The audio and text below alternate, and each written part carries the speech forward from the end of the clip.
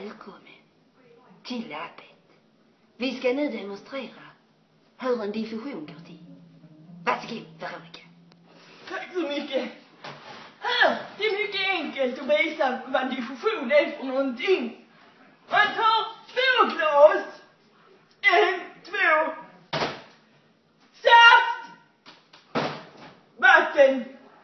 Tror jag. Jo, det är vatten. Ta saften. Nu upp den här. Lite saft i den. Är det nu koncentratet om vi kan kalla det så? Jag kan ju, va? Inte kan vi kalla det så. Ja, det går bra det. Det går bra det. Så tar man resten. Ja, inte resten på helvete, vi sparar klor, va? Om ni ser här nu. Så har vi 2 glas. En med lite koncentrat. En hur mycket som helst. För att få jämvikt. Jämvikt och jämvikt spelar det fan ingen roll. Balans. Balans. För att få den här saften att smaka gudomligt gott. Som det gör egentligen. Häller på vatten här. Så är det rätt lagom. Så. Det är skitgott det. Så tar man då den andra.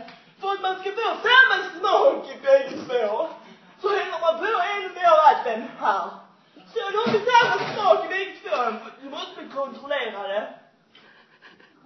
Ja, fy fan vad gott. Exakt samma smak. Vad har du lärt oss om detta? Annika? Vi har nu lärt oss diffusion. Tack för oss.